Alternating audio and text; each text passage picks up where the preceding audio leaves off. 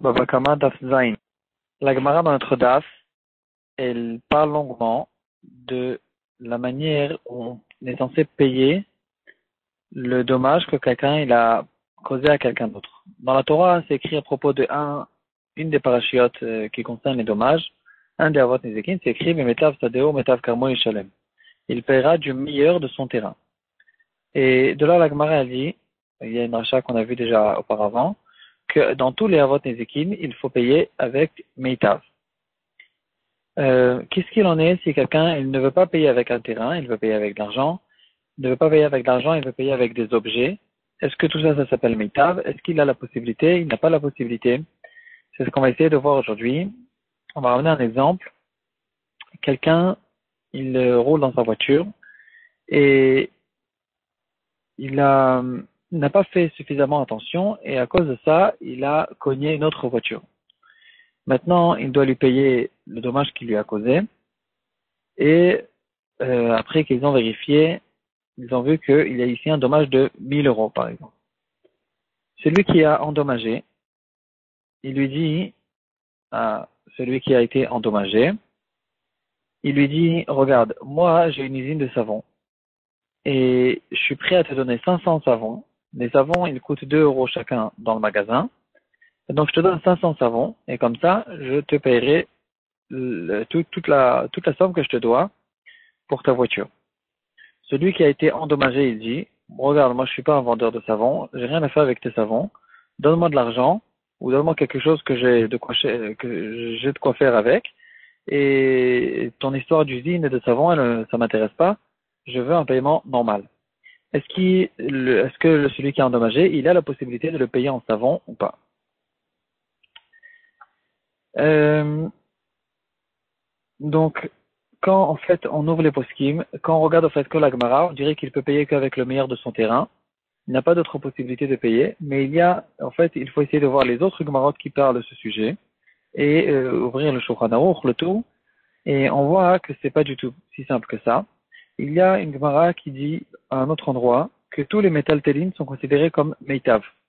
Donc, quand la Torah, elle nous a demandé de payer avec le meilleur de ton terrain, c'est-à-dire quand tu as décidé de payer avec un bien immobilier, tu dois payer avec le meilleur.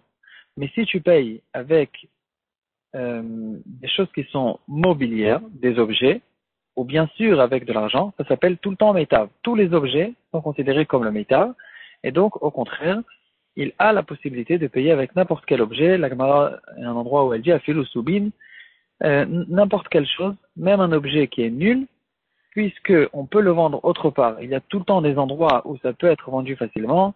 Il y a tout le temps des endroits où c'est à la mode, où c'est bien, où les gens ils aiment cette chose-là. Même si c'est un objet qui est extrêmement simple, il s'appelle Meitav. C'est que les terrains qui, au contraire, puisque c'est immobilier, alors je ne peux pas le déplacer à un autre endroit. C'est que dans le terrain où la Torah elle a fait une kpeda, que ce terrain, il y a des biens, il y a des bons terrains, il y a des mauvais terrains, etc. Par contre, quand on parle de choses mobilières, tout le temps ça s'appelle Meitav. Et donc, je peux payer avec n'importe quel objet. Ça, c'est la halakha qui est claire et qui a été tranchée dans le Shulchan Aruch, dans Choshen Mishpat, Siman Kuf Aleph Seif Tet, à propos de celui qui a emprunté de l'argent. Donc, comme on a eu déjà l'occasion de voir dans le Sechet Gittin, il y a des différences entre toutes sortes de paiements qui doivent être payés d'une personne à une autre. Et quelqu'un qui a endommagé quelqu'un d'autre, il doit lui payer du meitav. Quelqu'un qui a emprunté de l'argent, il lui paye des bénonites. Et donc tout ça, c'est une suga qui concerne les terrains. Si je paye des objets, encore une fois, tout le monde est considéré comme meitav et je peux payer avec des objets. Donc en revenant à notre sujet, notre cas, est-ce que je peux payer un dommage que j'ai causé à quelqu'un d'autre avec 500 savons, que lui il n'aura rien à faire avec?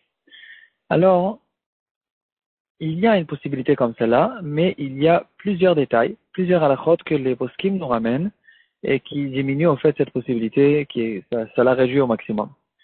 Ça, ça, ça, ça donne, c'est très rare en fait qu'il sera possible d'après la halakha de payer avec les savons. Quand on ouvre le roche chez nous, à la fin, donc chez nous dans Masechet Baba Kama, à la fin de la lettre He. Le Rosh, il parle de quelqu'un qui a emprunté de l'argent. Et après, on va voir que le tour, le fils du Rosh, quand il a repris cette halakha, il a dit que cette halakha, elle concerne aussi quelqu'un qui a endommagé quelqu'un d'autre. En tout cas, le Rosh, il dit quelque chose de très logique. Il dit que c'est vrai que je peux payer avec des métal télines, mais il faut savoir que comment on va évaluer la valeur de ces métal télines, c'est que à condition que la personne qui va recevoir ce métal téline, il a une possibilité facile de les revendre sans se casser la tête, sans faire de recherche, sans qu'il ait besoin, bien sûr, de faire des frais pour faire une publicité, et sans avoir besoin de tourner dans toute la ville pour essayer de vendre ces objets qu'il a reçus. Donc, on parle d'un cas où il a une possibilité assez facile, logiquement, d'aller chez un grossiste et de se débarrasser de tous ces objets, de les vendre à un prix qui est égal au prix qu'il a reçu. Et c'est que de cette manière-là, en fait, qu'on peut payer avec des métal télines. Donc ici, ça changera aussi le prix. Par exemple, dans le cas du savon, puisque c'est vrai que dans ton magasin, tu vends le savon à 2 euros chacun. Mais moi, quand je vais le vendre à un grossiste, tu peux pas me demander de tourner maintenant dans toute la ville, ou bien de faire une vente à la maison. Alors, premièrement, à la maison, aujourd'hui, même à l'époque, personne ne va aller dans une maison pour acheter un savon. Donc déjà, cette possibilité n'existe plus. C'est pas que j'ai reçu quelque chose en fait, c'est pas que la valeur qui nous intéresse, c'est la possibilité de la personne qu'il ait une possibilité normale et facile de recevoir l'argent qui sera la valeur de ces savons. Et donc, de le vendre dans la maison, tu ne peux pas me demander. De tourner dans toute la ville ou de mettre des stands dans la ville pour essayer de vendre ces savons à 2 euros aussi, tu ne peux pas me demander de faire une chose comme celle-là. La seule chose que tu peux me demander, c'est me mettre maintenant un conteneur de savon et que je puisse aller. C'est vrai que je vais me déplacer et que ce sera une certaine gêne pour moi d'essayer d'aller trouver le grossiste qui est prêt à me l'acheter.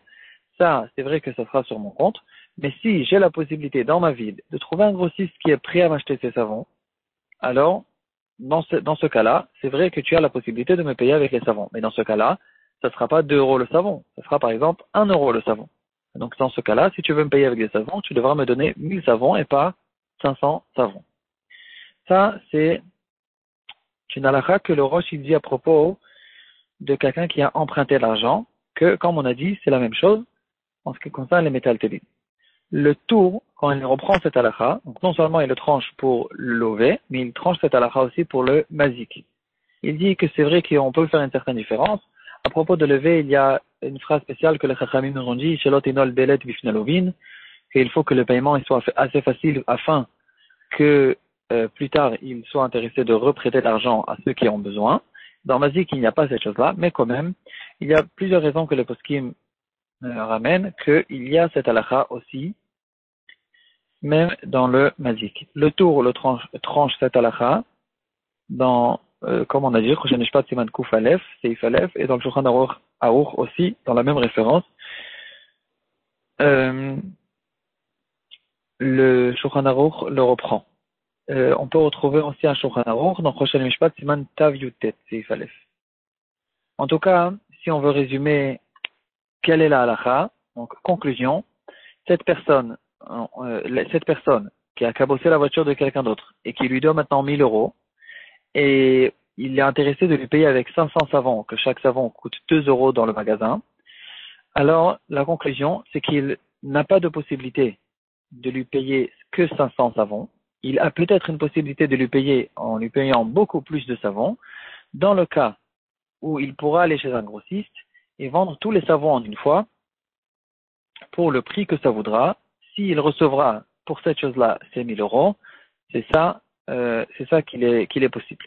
Donc malgré que la Torah, elle a donné la possibilité au mazik que même s'il a de l'argent, et ici on voit encore une halakha, qui est différent en fait de quelqu'un qui a emprunté l'argent. Quelqu'un qui a emprunté l'argent, s'il a de l'argent, il est obligé de payer de l'argent, il ne peut pas payer avec d'autres choses. À propos de mazik, la Torah elle a fait une coula spéciale que même s'il a de l'argent, il peut payer avec n'importe quel métal téline ou d'autres choses, n'importe quel objet qui a la valeur de son dommage.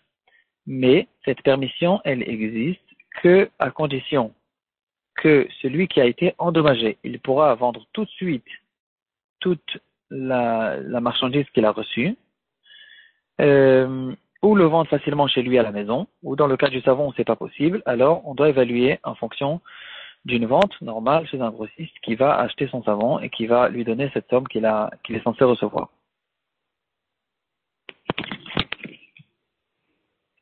Ah oui, encore un petit point que je vois ici. Il ne peut pas non plus lui donner une marchandise ou des objets qu'il faudra attendre pour pouvoir les vendre parce que maintenant ils sont pas à la mode, maintenant c'est pas le moment, il doit attendre quelques mois pour le vendre. Ici aussi, la même logique, la même chose. Il faut que je puisse le vendre dans un laps de temps qui est assez logique. Je puisse le vendre tout de suite, normalement, et recevoir le prix que je suis censé recevoir.